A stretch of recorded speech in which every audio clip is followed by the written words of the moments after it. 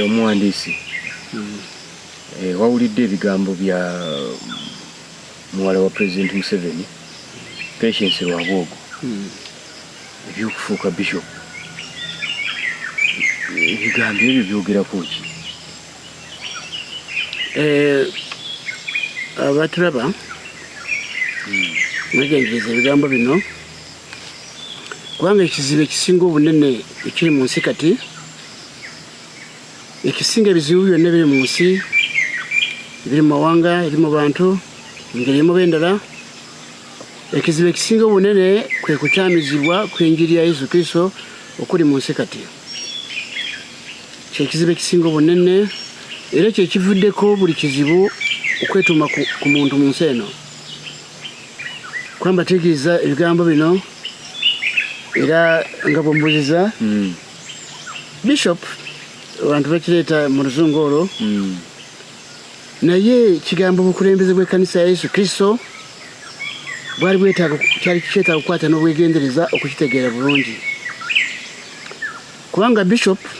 bwe tulina bayibuli eno mwenna abasinga obungi gye mukkiririzaamu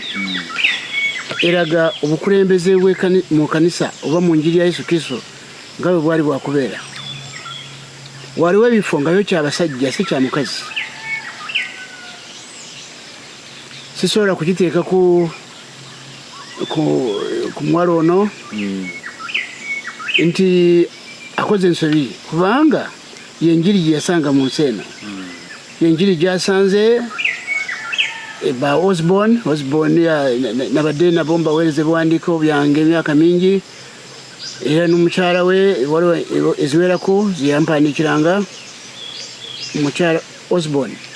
era mpulidde nti muwala wa Osborne yakirimu naye si eka nti ensobi eri awo naye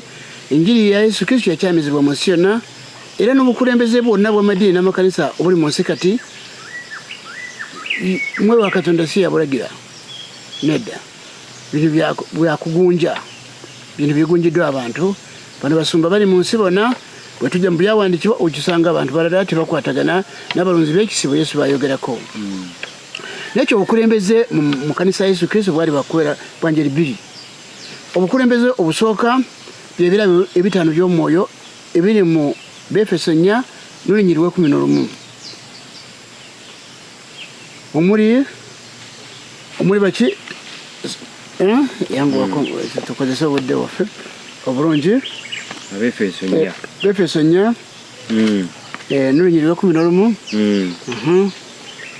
Abefeso 4:11 wagamba nti era oyo n'awa abalala okubeera abatume abalala bannabbi n'abalala ababuulizi n'abalala abalunda n'abayigiriza kati olwo ebirabo ebyo bitaano bye byali byakuddukanya omulimu gw'okubula enjiri ku nsi era abantu abo ojja kusangamu ne gwe bayita omusumba oba bw'oda mu luzungu ajja kuba pasita bw'oda mu luzungu abeera pasita kati birabo ebyo bye byali byakudduka bye byalina obuyinza kale obusingako mu bakozi bonna kubanga byo mwe mutukuvu yabigabanga nga byo bikola omulimu gw'okubulira enjiri nga tebetaaga kisanyizo kyonna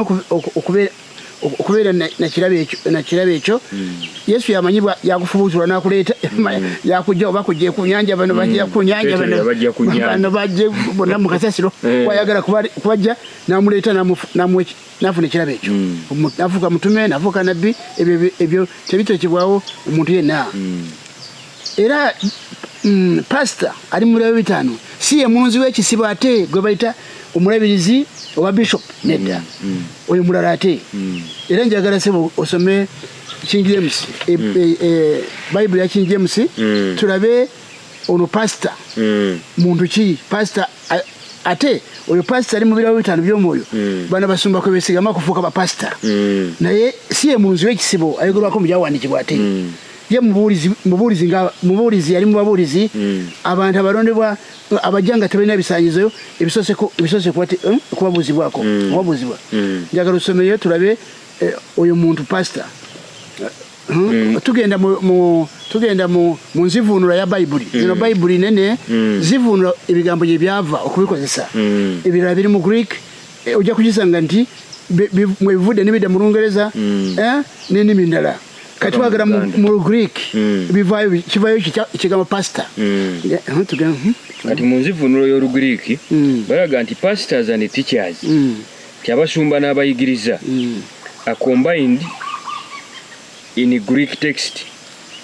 nti bigattiddwa wamu mu Lugriiki and they should probably be read pastor teachers nti era kiina kuvunulwa nti pastor teacher muki ayigiriza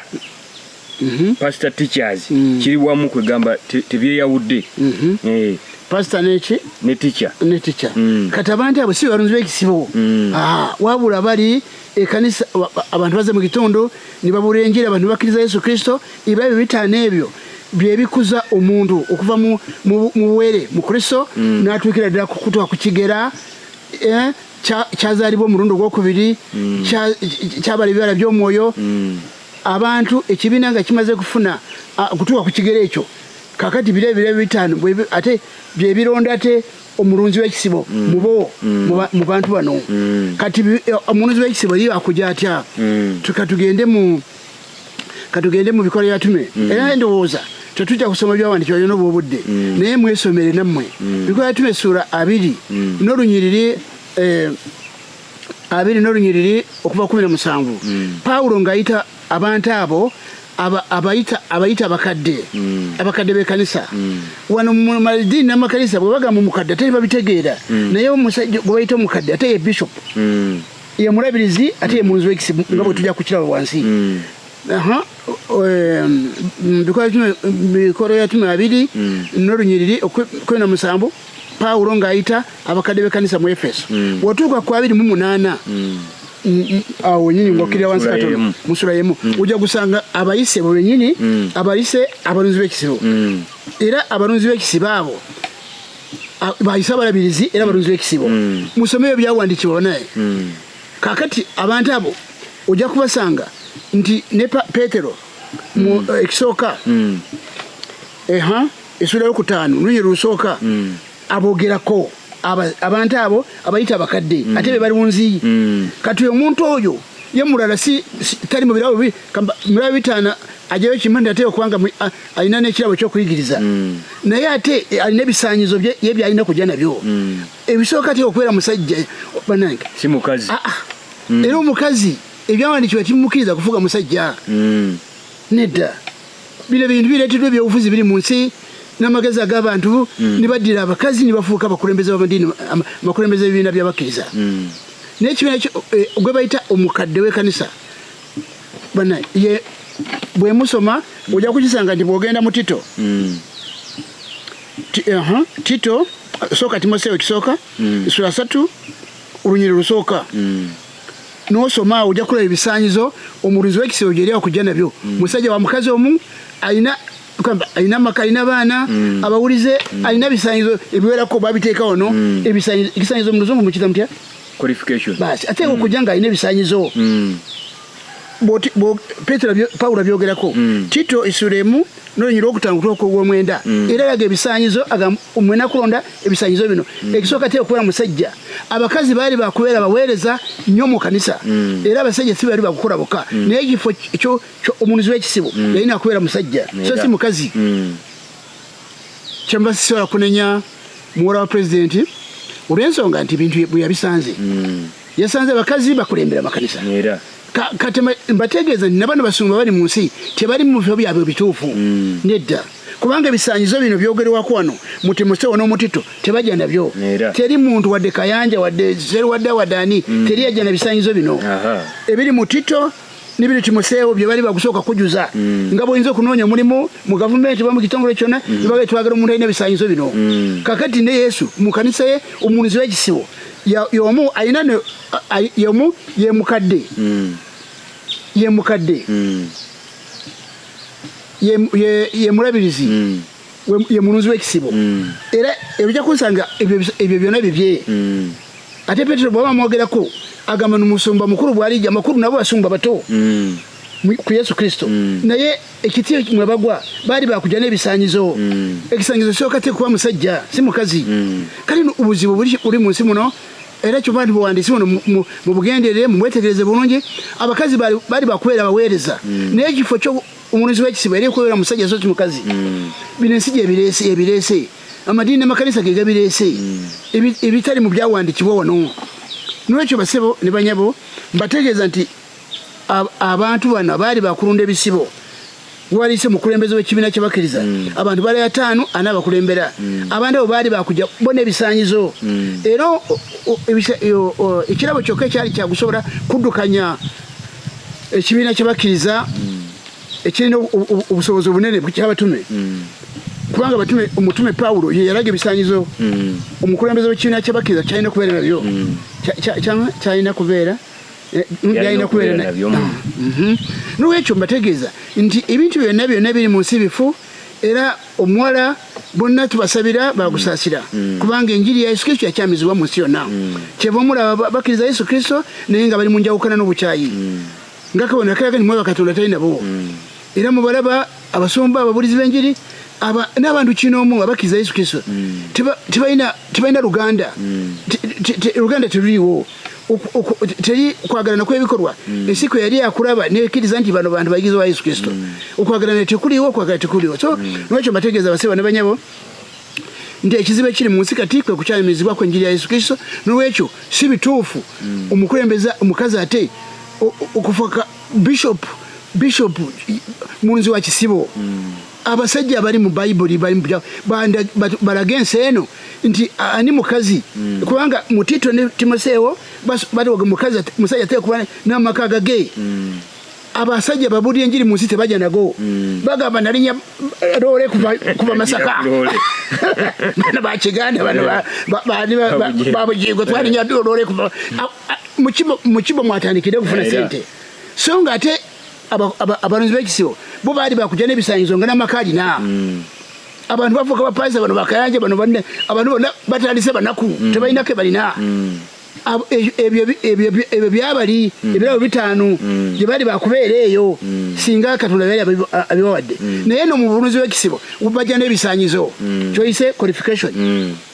so n'olwekyo basiba ne banyabo enjiri eri mu nsi ya bulimba sinjiri ya Katonda kyebamulaba ebintu nga mubiraba nga bwemubalaba bonna bajudde nabagamba n'obugaga bwena bwe bafunye mu bukyamu kubanga Yesu Kristo tabalagiranga kufuna obugaga nga babusolozeza ku bantu nedda bino byemugaba byonna timanyi ebitundu bye10 biki byonna kubba abantu kubanga endagaano ziri 2 endagaano empya ya Yesu Kristo ne Musa obwakabona bwa Musa oba bw'Abaleevi bw'endagaano kadde ya Musa n'obwakabona bwa Yesu Kristo byanjawulo tebikwatagana n'abakozi banjawulo abaweereza banjawulo abaali baweereza mu ndagaano enkadde n'omusaala gwabwe gwaliwo okuliisibwa kw'ababulizi b'enjiri ya Yesu Kristo nako kwanjawulo kaakati kiri mu nsi vulugu amadiini makanisa gonna bintu bipange bupanzi sinjira ya Kristo yennyini n'ekyo muwandiisi nze mbategeeza ebigabo byaffe bya bwereere mbategeeza bulijjo n'ekyo banange ebintu bimu mwa president byagenzeeko byaliko tebyandize naye bwekiri kuba byasanga omukazi wattu byayize byategedde naye si bituufu Bayibuli gyakutetera iraga asomeyo nenyini namwe kenyini bampuliriza batuliriza musome Timoseewo ekisooka sura 3 lunyiri olusooka otambule tuke ku lw'omwenda ate ne bwengerayo sanga abakazi baweereza naye si basajja bano omusajja yali akulembera ekibiina ky'abakkiriza so si mukazi era Mukama waffe Yesu 12 teyateekamu mukazi bwe banonye Adamu linnya mu kifo kya Yuda nga Yuda Mukama waffe amaze kugenda mu ggulu banonye linnya abakazi bali ku lusegere gwa Yesu naye balonda linnya lya musajja Matiya atamanyirwa ne kyakola mu kanisa naye yerondebwa ng'omusajja waliwo ekiseera kye bali banoonya abalabirira eby'emmere era mu kimanyi bulungi abasoma Bayibuli tewali linnya lya mukazi yajja banoonya abasajja 7 nga basajja kati mukazi Katonda yamugaana okulembera abasajja n'ekyo ebyobufuzi bye bireese madiini gano nigafana nga mugalaba abakazi ne bafuuka basumba manya bayitibwa basumba kirala abakulembeze so n'ekyo mbategeeza nti bigambo biwanvu tujakuwuliziganya Katonda bwakkiriza mugobere buwandiisi buno nga 5 gw'omwenda timwerabira ensisinkano wano ku lusozi Kirongo mwebale nnyo tubadde n'omuwandiisi William Gaston Bagumu